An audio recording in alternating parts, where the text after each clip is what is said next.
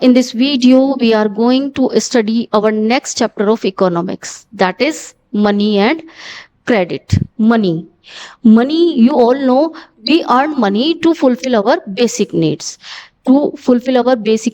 and our all needs which are arranged in our daily life. Credit relate करता है loan. If we are not able to fulfill our need by earning our money, we can take loans to others. So how we can take loans, what are the facilities of loans in India, all these things we know in this chapter. So let's start this chapter with the help of this 50 notes. You have probably never thought very much about money as a children. Maybe you will not be able to much think about the money. It is just there when you want और need something. आपके लिए money एक ऐसी thing होगी जब आपको कुछ खरीदना है, you need money and then you can collect to it's your mother, it's your father. You simply collect some money and pay for it. If you need anything, you can pay money and get it. That was not always the way things were done. लेकिन ज़रूरी नहीं है चीज़ें हर समय सब normal हो जाए. Would you not like to know about how money has come? Are you not interested to know the history of money? हमारे इंडिया में मनी कहाँ से आया, कैसे इसको इंट्रोड्यूस किया गया, इसका इतिहास जानने में हमें सभी को इंटरेस्ट होना चाहिए.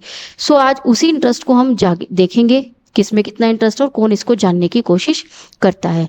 अब मनी के बारे में हम जानना क्यों चाहते हैं, पहले तो हमें यही क्वेश्चन फाइंड आउट करना पड़ेगा कि हम जिस मनी की बात कर रहे हैं उसके बारे में हम जान क्यों रहे हैं. Because money is the main source of good income and it's measures in term of money that you can complete your fulfills needs by the spending money. Money is the means through which we measures how much we earn. Money ही एक वो साधन है जिसमें हम बता सकते हैं कि हमने कितना पैसा अर्न किया है, कितना हमें चीज़ों पर खर्च करना है, कितना हमें कमी है जिसके लिए हमें उधार लेना पड़ेगा और कितना हम किसी को उधार दे सकते हैं. If we are able, how much money we can donate, हम कितना दान कर सकते हैं. ये सब मेजरमेंट हम किस में करेंगे, मनी में है, हम इसको मेजर कर सकते हैं. To earn economic wealth, managing money is no way less important than earning. अब अगर हम इकोनॉमिक वेल्थ की बात करते हैं तो हमें क्या देखना पड़ेगा, ये इंपॉर्टेंट नहीं है कि हमने कितना मनी को जोड़ा है, हमारे लिए ये भी इंपॉर्टेंट होगा कि हमने कितना मनी अर्न किया है. तो अब मनी को अर्न करना है और मनी के बारे में जानना है तो हमें क्रेडिट के विषय में भी जानना पड़ेगा कि if we are in lackness of money, how we can credit the money. क्योंकि credit enable us to make wise economic decision. Credit के दम पर ही गवर्नमेंट्स अच्छे अच्छे डिसीजन लेकर इकोनॉमिक एक्टिविटीज को इंक्लूड कर सकती हैं, just like allocations, investment, savings and expenditures. All governments make budgets and arrange them and then they take loan to fulfill the needs of their budget. So we can know about the money and the credit in this chapter. Main learning objective की अगर हम बात करें, इस chapter में हम money के अलग अलग फॉर्म्स के बारे में जानेंगे, डेफिनेशंस पढ़ेंगे, मनी के फंक्शंस पढ़ेंगे, कैसे मॉडर्न फॉर्म्स हम ऑब्जर्व करते हैं मनी के रूप में, बैंक का क्या रोल होता है मनी को अरेंज करने में, एंड क्रेडिट के लिए कौन कौन से सोर्सेज हमारे भारत में अवेलेबल हैं, इनमें कौन सा बेस्ट सोर्स है. All these things we know in this chapter. How did money evolves. अब अगर हम बात करें मनी की शुरुआत हुई कैसे, इन द प्रिमिटिव एज, प्रारंभिक इतिहास जो हमने पढ़ा है उसके अनुसार peoples needs were very limited. क्योंकि इतनी अधिक पॉपुलेशन नहीं हुआ करती थी, पीपल्स की ज़रूरतें बहुत ज़्यादा एक्सपेंडेड नहीं थी. Peoples, if you know about the early mans क्या करते थे, फूड गैदरर्स हुआ करते थे, एनिमल्स का शिकार किया करते थे, प्लांट्स आदि खाकर अपना जीवनचर्या चलाते थे. अब उनके लिए मनी की नीड इतनी अधिक नहीं थी. धीरे धीरे जैसे उनका माइंड डेवलप हुआ, नीडनेस इंक्रीज हुई, इन्वेंशंस होने लगे, चीज़ों के आविष्कार होने लगे, मनी की नीडनेस भी बढ़ती चली गई. जब तक नीड कम थी, there was no need to exchange money. उस समय तक एक्सचेंज की हमें कोई नीड नहीं होती थी. उस समय पर एक नया सिस्टम हम ऑब्जर्व करते थे, चीज़ों के बदले चीज़ों का लेन देन हुआ करता था. That thing you know it is known as barter system. अब एमरजेंस कैसे हुआ एक्सचेंज का? With the growth of civilisation, जैसे जैसे सभ्यताएं बढ़ी, सोसाइटीज इंक्रीज हुई, पॉपुलेशन इंक्रीज हुई, पीपल्स की नीडनेस बढ़ी, they starting collecting other goods. लोगों ने एनिमल्स की रियरिंग पर या एनिमल्स का जो शिकार किया करते थे उस पर डिपेंड होना बंद कर दिया। They starting growing foods, they starting making other things, so they are not now needed to collect the goods. अब उन्हें अलग अलग चीजों को कलेक्ट करना जरूरी हो गया था। तो इसके लिए अब उन्हें एक मीडियम ऑफ एक्सचेंज चाहिए था, जिसके बदले वो एक सामान खरीद सके या दूसरे सामान को बेच सके। इन सब जरूरत के कारण जरूरत महसूस हुई मनी की। अब उसी के कारण मनी की शुरुआत की गई। एग्जाम्पल के रूप में, a person making stone tools gives the tools to the hunter and gets meats against the tools. अब जब हम बात कर रहे हैं अर्ली ह्यूमंस की, अर्ली ह्यूमंस जो कि शिकार किया करता था, उस समय पर अगर हम बात करें स्टोन टूल्स के बदले अगर व्यक्ति ने मांस का टुकड़ा ले लिया चल जाएगा। लेकिन धीरे धीरे जैसे जैसे नीड बढ़ती चली गई, क्या हर चीज एक्सेप्टेबल होगी even taking and giving things के रूप में? क्या दोनों पार्टीज हर चीज को एक्सेप्ट करेंगी एक दूसरे के साथ लेन देन करने के लिए? ये एक बिग प्रॉब्लम क्रिएट हुई। इसके सॉल्यूशन के लिए एक प्रोसेस शुरू हुआ मनी के रूप में। जब चीजों का लेन देन होता था उस सिस्टम को बार्टर सिस्टम के रूप में इंक्लूड किया गया था। जस्ट लाइक यहाँ पर आप पिक्चर में भी ऑब्जर्व कर सकते हैं, a person have apples and other person have wheat.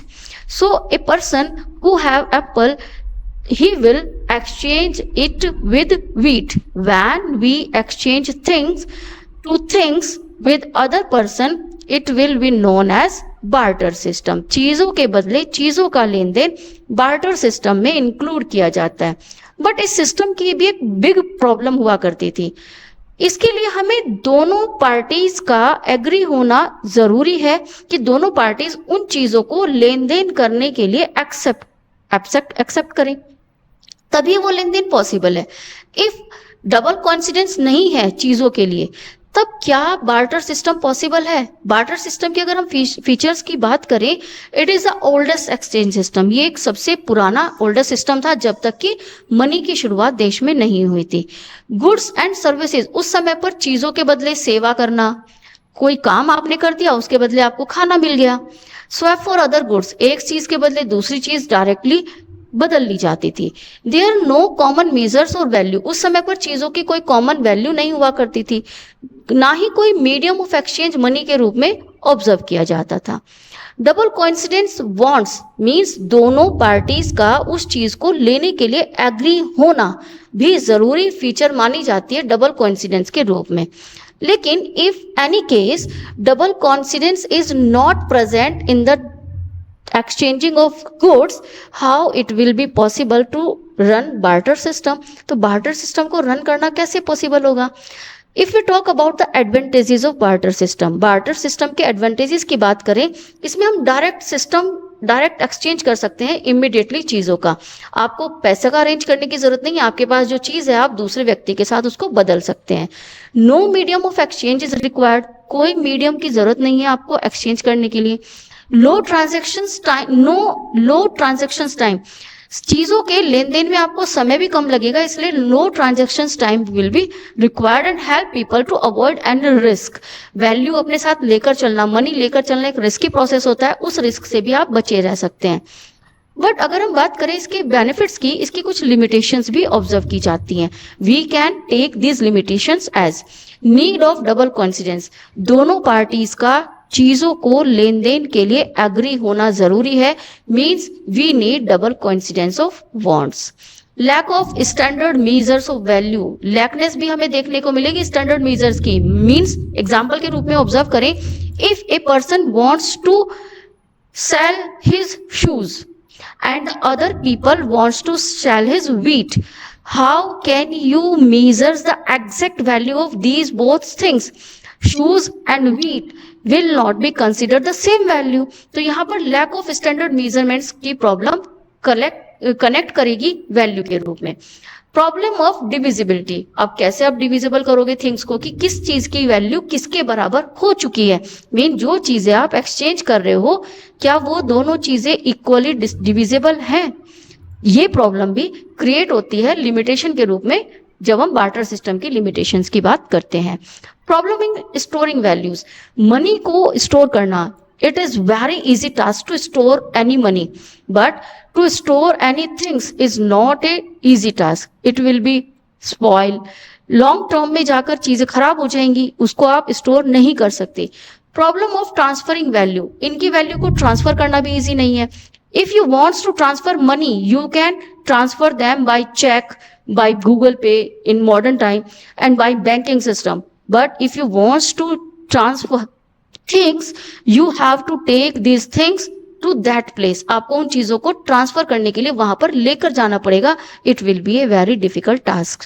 Deferred payment was not possible, अब इस तरह से चीजों के लिए डेफर्ड पेमेंट पॉसिबल नहीं हो पाती।